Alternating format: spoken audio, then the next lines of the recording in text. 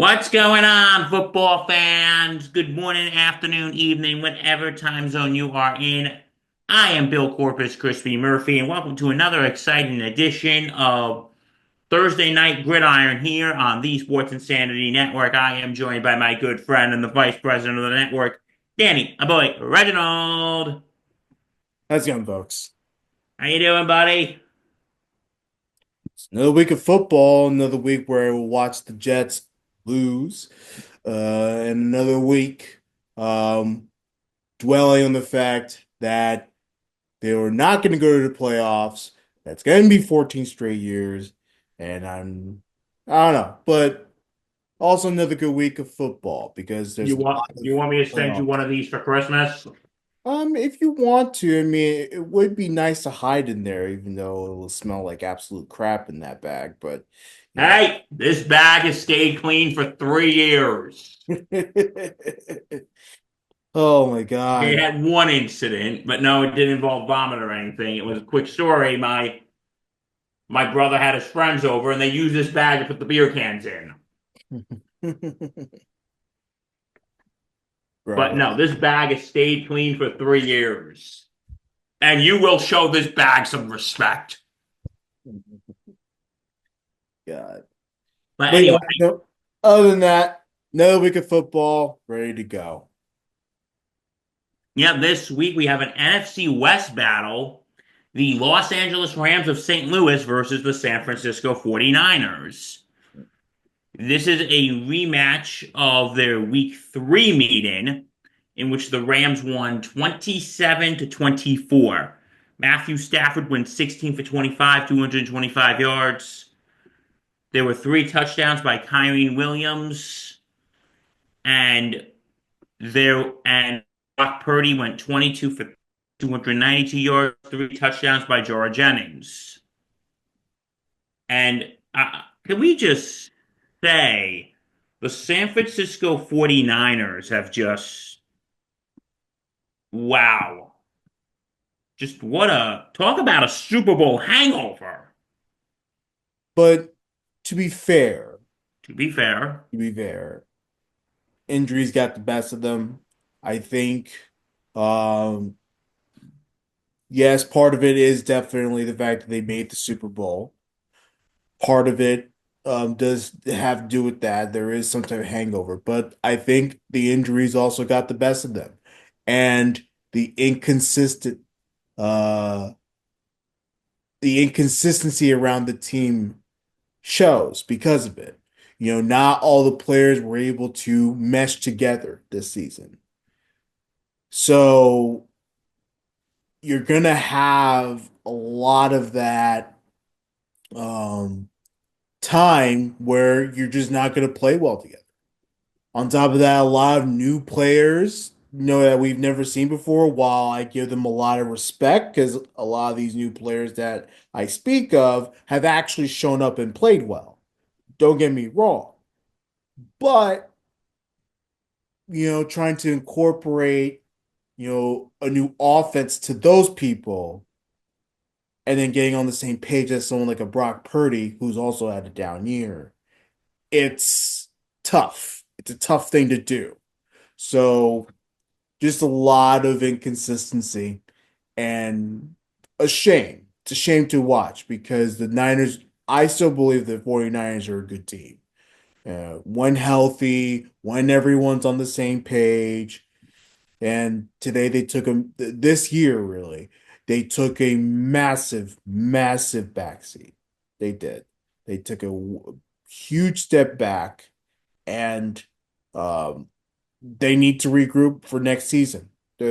All I gotta say about that, and you just hope that that everyone stays healthy, that there is some consistency, and um, the biggest thing though is that Shanahan has to get everyone back on track next season because if he doesn't, then he's in trouble. And I'm just gonna flat out say that. I don't want to say that because I like Kyle Shanahan. I like the type of coaching program that he puts out with his teams.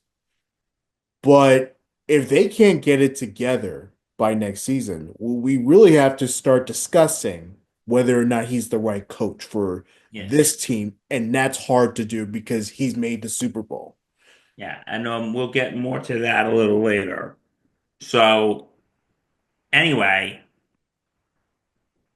the remaining schedules, the 49ers, they got after tonight, they got the Dolphins, the Lions, and the Cardinals.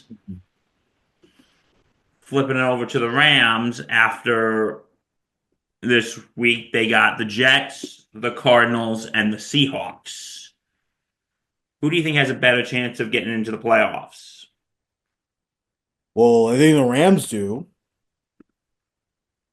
I certainly think that the Rams at 7-6, to me, have the way easier schedule, to do it. And again, the way the schedule looks for them, it obviously, doesn't really mean anything. They still have to win against the 49ers. Um, but I see the Jets as a win, and then you just never know what the Cardinals and Seahawks. Those are big games for them, and the Oh, pressure is on absolutely. them to win. And the Rams have shown you from time to time this season, while they're not the greatest team in the world, that they can actually get stuff done. So, for the Cardinals and the Seahawks, I would be careful a little bit. Um, you Oh, know, I would too. just watch out a little bit. And then, as for the 49ers, like you said, the 49ers are not out just yet because, it is a very close race. Um, but I don't like the game against the Lions, and I think the Dolphins are a trap game. They're going to Miami, so they're switching time zones. And um, I'm just not in love with um this 49ers team enough to be convinced that they're going to beat the Dolphins, Oh, especially the Dolphins absolutely. with Tua. So I definitely see the Lions. That's going to be a tough one, and I see the Dolphins as a trap game. So those are two losses there already. Where you know that's that's going to be rough for them. Now, of course, like I can reserve my right to change my mind because I need to see how things go. I need to see how the 49ers do. Uh, um, but right now I see those as trap games. Well, mostly the Dolphin game, the Lions game. I have no confidence against them. The Lions, like I said, until otherwise, I think the Lions are going to keep winning this season.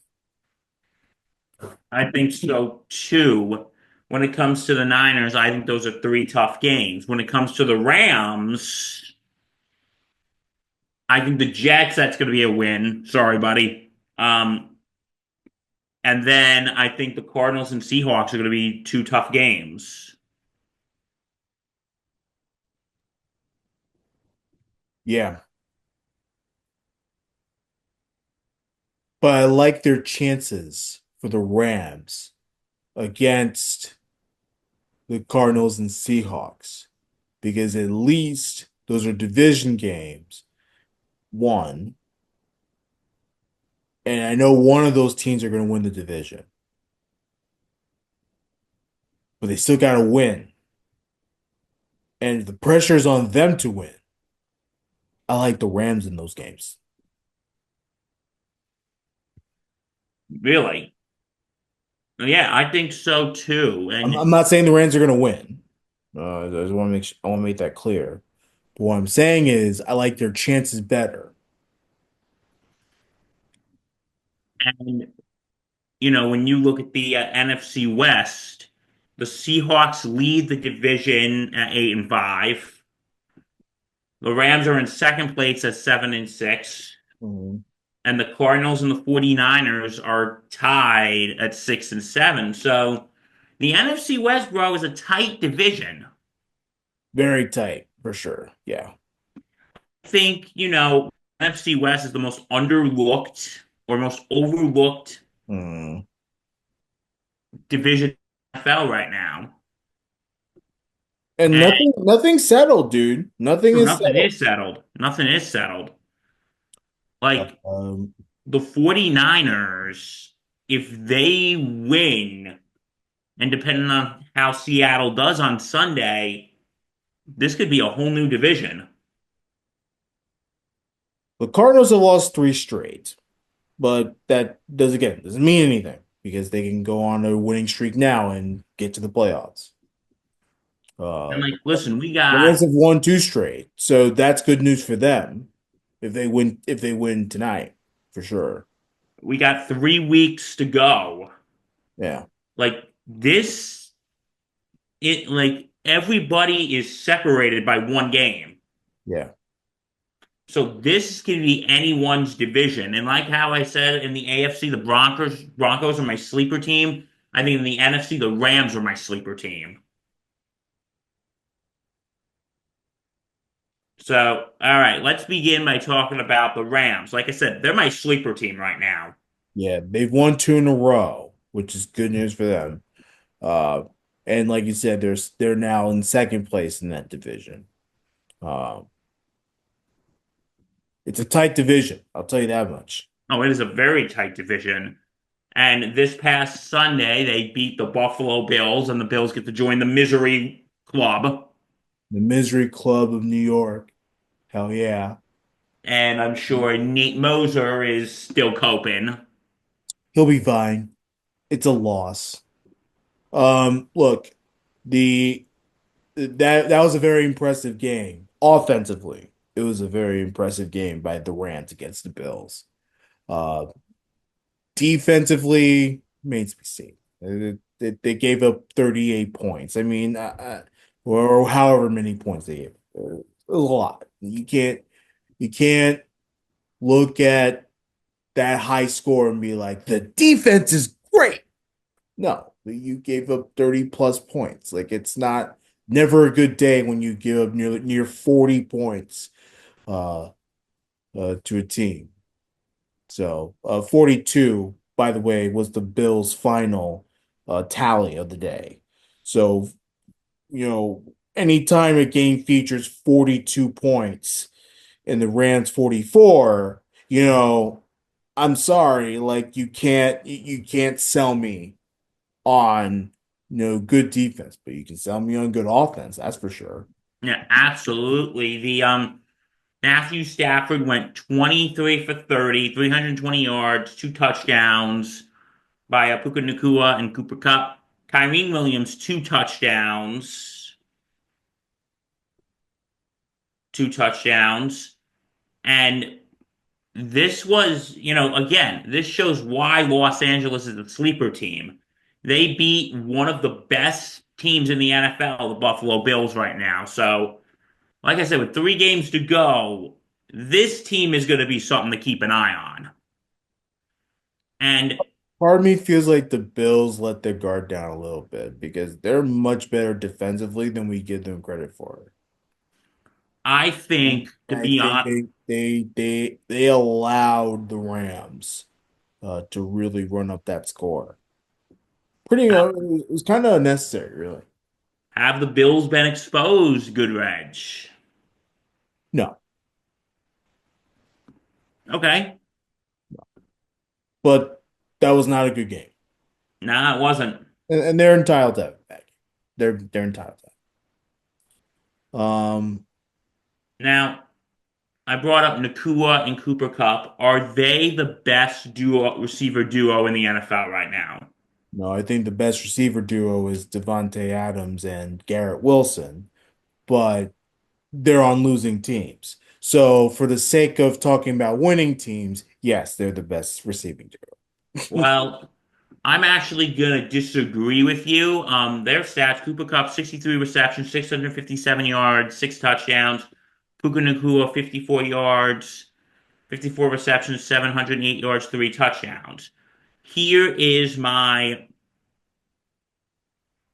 but here's who I think the best receiver duo in the league is.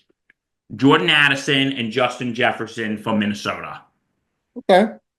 Addison, 44 receptions, 708 yards, seven touchdowns. Jefferson, 75 receptions, 1,170 yards, and seven touchdowns. So I'm going to say it goes to Addison and Jefferson.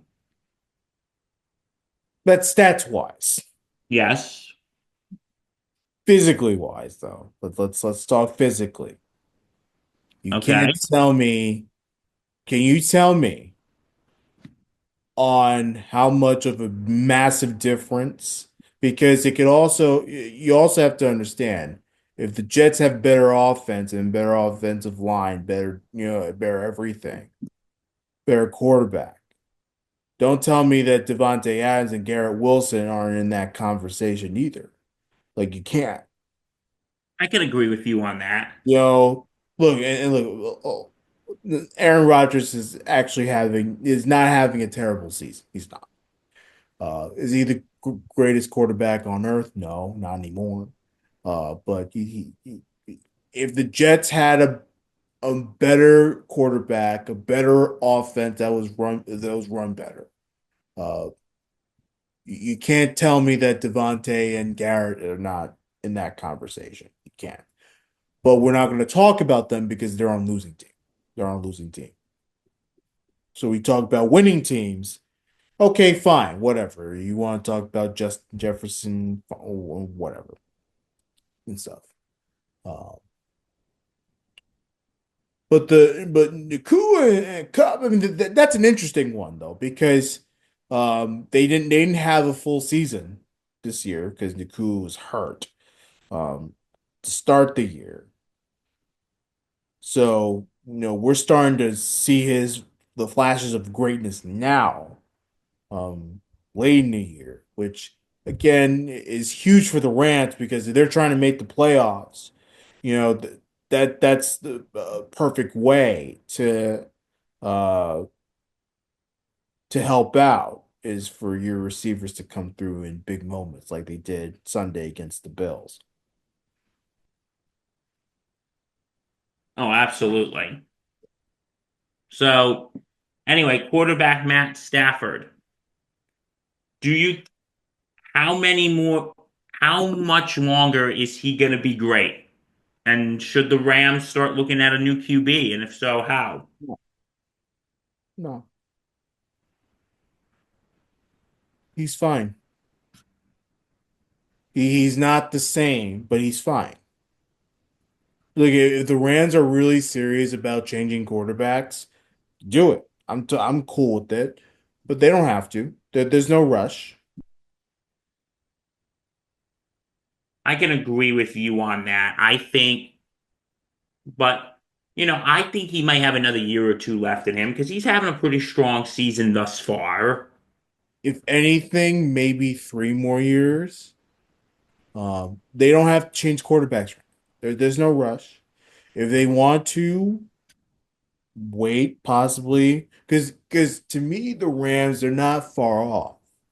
They just need a quarterback, right? So you can enter a trade market or whatever, or a free agency to acquire a quarterback for the future. You don't have to go through the draft. So that's the beauty of things.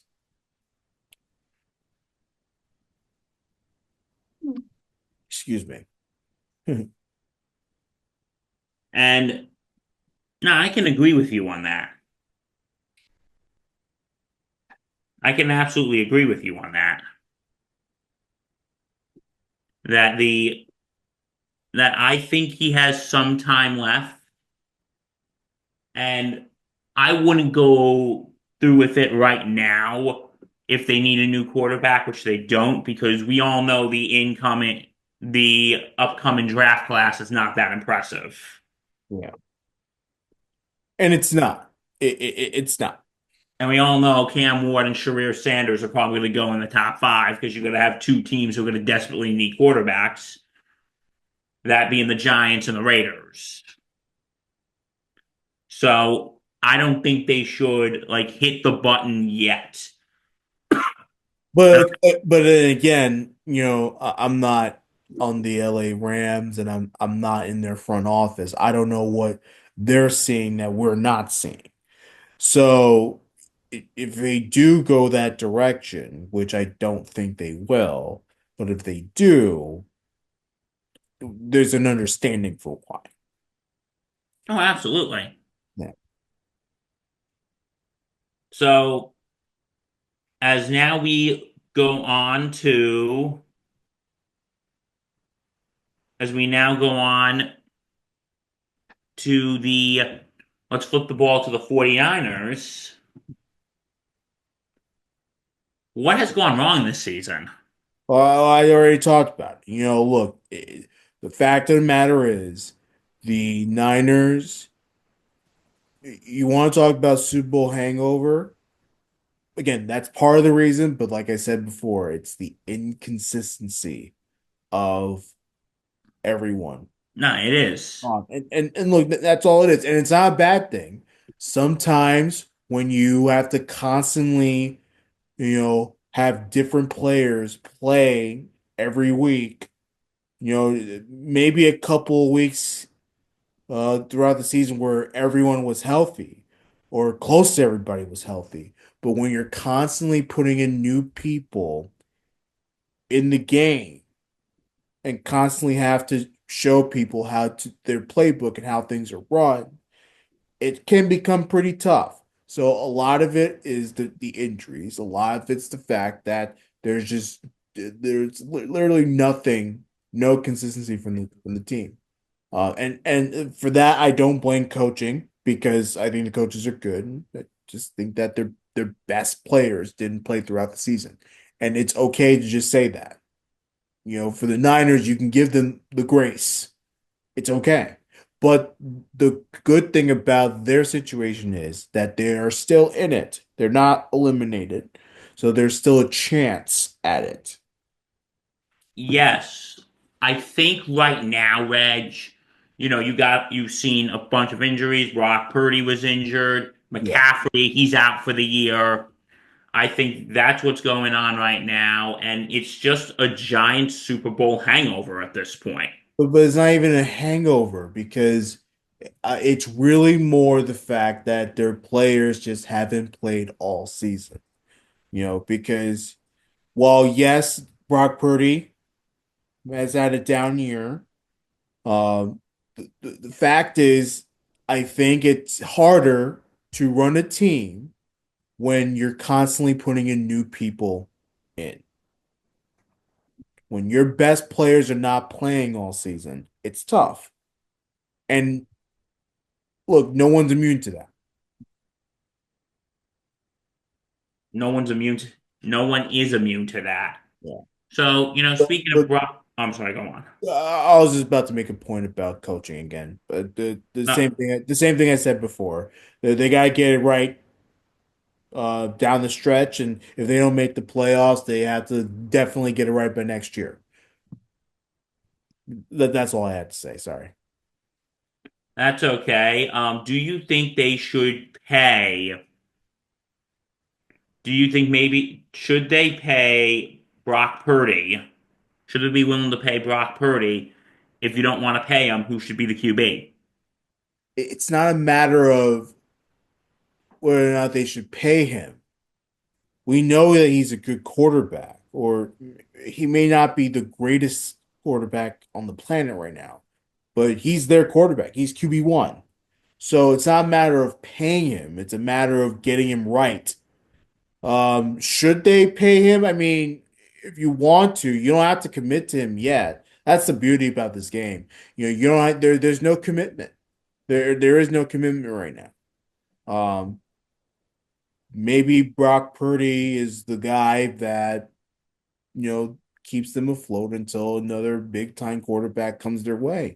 And sometimes that's the case. Not every quarterback pans out. Just because Brock Purdy took you to the Super Bowl doesn't mean that, you know, really was the 49ers defense, but you know what I mean. Just because he was the quarterback in the Super Bowl does not mean that he's going to be the quarterback of the future. Like there should be no commitment with any team really. but there should be no commitment with the Niners and Brock Purdy. So no, I wouldn't go as far as to pay him just yet. But it's not about paying him right now. It's about getting him right so that he can play next season because he's QB1. Like he's staying no matter what. Oh, he is at. I think he is going to stay, and yeah, he's been a little sluggish this year, with his injuries and everything. But I think Purdy is going to stay. I think he is going to get paid. I think he's going to be just fine. And Well, that's what you hope. But yeah, if I'm the Niners, because of the season Brock Purdy gave you, hold off on your money. There's no reason to pay him. Hold off on your money and see what happens year, maybe 2 years down the road if you really want to go that far. I don't know if I would go 2 years. I would go maybe 1 year, but I don't know what's in the cards. Like you have to see what they want to do. Um, but yeah, man, like there should be no reason to commit yet. There should be no reason. But again, right now it's about getting him right because until I see otherwise, he's QB1. oh, he is absolutely QB1 at this moment. So anyway, and you talked a little bit about this. Is Kyle Shanahan on the hot seat? You said yes. I said no, no, no, no, no, no. What I'm saying is that for this season, no. If he doesn't get it right by next year and they're still mediocre at best, that's a problem. I And, and I'm not going to take injuries anymore into consideration because we already did that. If well, he's such a good coach, he can get away with, you know, coaching a team that, can take you to a playoffs, right? If he's so good, because basically what I'm trying to say is that if he has another lackluster season with a mediocre at best lineup on your team, that questions my thinking of how he can coach because um because of the fact that all we're ever going to think about is the fact that he had good players around that helped elevate that team yes, absolutely. and a great defense that helped elevate that team. It's not going to be because the head coach was good, it's because the players were good. So next season, if everyone is healthy, hopefully, um, you hope they'll have a better season. But if they don't have everybody healthy, which can also be the case, he needs to show me something. Like he needs to show me something. This stretch right here, these stretch games starting against the Rams tonight is going to be something that um Shanahan, he needs to start proving to me that he can actually put up a good fight in these games as a coach. Yes, and I agree with you. This year, I this year I don't think he is on the hot seat, so I agree with you. I think, because it's not all his fault, the injuries and everything. But if this continues into next season, then he is gone. He's gone.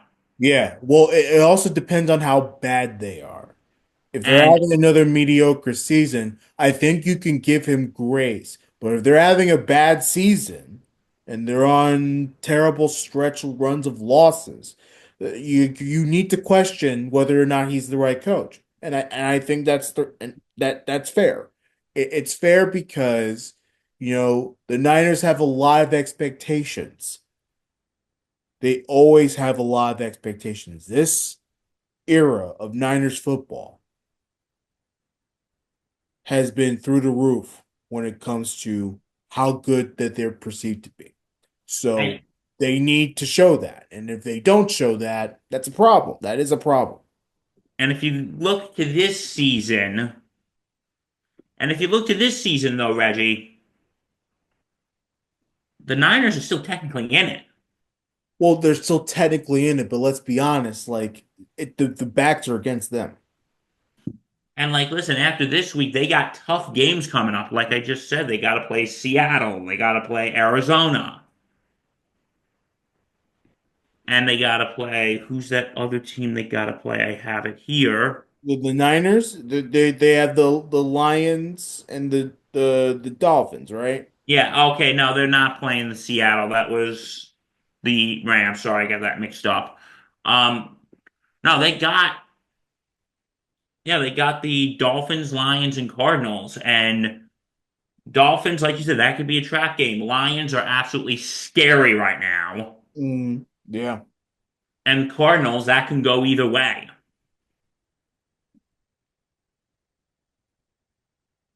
So, yeah, they're still technically in it, but they got three tough games left. Yeah. All right, what is your X factor for this game?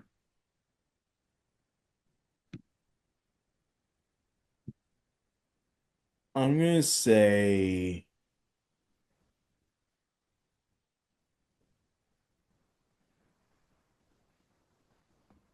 it's gonna have to be the defense to me. Um, Offensively, there shouldn't really be a huge issue. Defensively, if the Rams can't get it together, I mean, that's a problem. I'm gonna say offensively, I think they got to hit Nakua and Cup because they had a great game this past They week. did. But the problem is, you can do all that all day and night. If your defense doesn't come through, and the Rams defense all season has not been very good. So if they don't come through and the Niners stay in it, now I don't know how the Niners offense is going to look like. That's another thing. So that might be advantage Rams there. But if the Niners offense is clicking and clicking and clicking and they're scoring like Buffalo did, I mean, it's a different story, you know. So gotta keep that in mind too. So, what do you think is the X factor for San Fran? For them, it's definitely gonna have I'm good. We're gonna have to see how uh the offense comes out because uh the bottom line is they gotta score. They gotta score. I do think the Niners defense is good enough to keep themselves in, but then again, they gotta score. So, and I think this is a perfect defense to run up the score with if they have the chance to do so. So, anyway, I'm gonna say their passing game is gonna be the X factor tonight because they got to hit Debo and all of them. Because since the run game, since McCaffrey is out for the year, they got to utilize the pass game more. Yeah.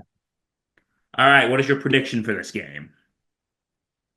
Prediction, I'm gonna go, it's gonna be a close one. I'm gonna say 24-21 in favor of LA. I'm going to say 28-20 LA as well. Okay. So we both got the Rams for this one. Yeah, but yeah, let's It's see. going to be a close one, folks. Like I It's said, I gonna think be a the close one. NFC West is the most underrated division right now. It is, dude. And this is a division you got to keep an eye on. Yeah. All right, folks, we hope you enjoyed. If you want more, go to www.thesportsinsanitynetwork.com. Check us out on X. Check us out, like us on Facebook, and also like, comment, subscribe here on YouTube, and hit that bell for further notifications. Follow us wherever you get your podcasts, and we will see you next time. So stay safe and take care. Enjoy the football. Peace out. in football. Bye bye.